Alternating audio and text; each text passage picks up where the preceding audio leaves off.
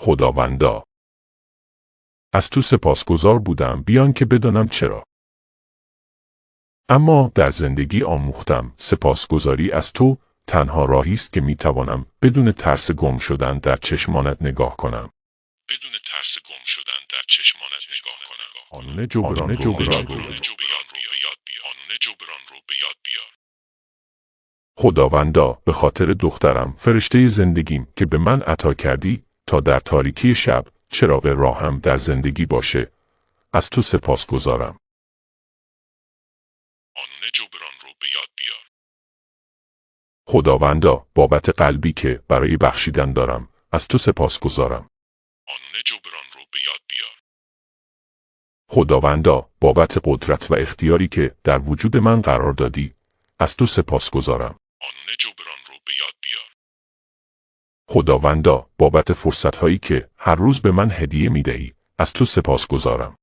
قانون جبران رو به یاد بیار. خداوندا، بابت دیدگاهم به زندگی و آموختن هدف آفرینشم، از تو سپاسگزارم. قانون جبران رو به یاد بیار. خداوندا، بابت آرامشی که در اعماق قلبم به یادگار گذاشتی، از تو سپاسگزارم.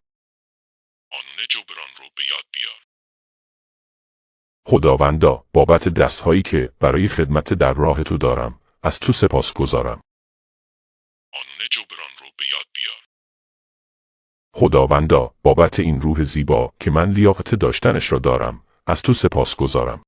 قانون جبران رو به یاد بیار. خداوندا، بابت صبر و استقامتی که به من عطا کردی، از تو سپاسگزارم. قانون جبران رو به یاد بیار. خداوندا، بابت دانشی که به من آموختی، از تو سپاسگزارم. قانون جبران رو به یاد بیار. خداوندا، بابت عشقی که در زندگی من جاری کردی، از تو سپاسگزارم. قانون جبران رو به یاد بیار. خداوندا، بابت تمام لحظات زندگی که سراسر درس بود، از تو سپاسگزارم. قانون جبران رو به یاد بیار. خداوندا، بابت امیدی که همچنان در دلم زنده است، از تو سپاسگزارم. قانون جبران رو به یاد بیار. خداوندا، بابت سختی هایی که در مسیرم قرار دادی تا روح مرا به چالش بکشی، از تو سپاسگزارم. قانون جبران رو به یاد بیار.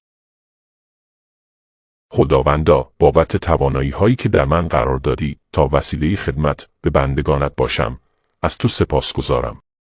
قانون جبران رو به یاد بیار. خداوندا، بابت الهاماتی که به من میدهی تا در مسیری درست قدم بردارم، از تو سپاسگزارم. قانون جبران رو به یاد بیار. خداوندا، بابت تمام اشتباهاتی که مرتکب شدم و از آنها درسی را آموختم، از تو سپاسگزارم. قانون جبران رو به یاد بیار.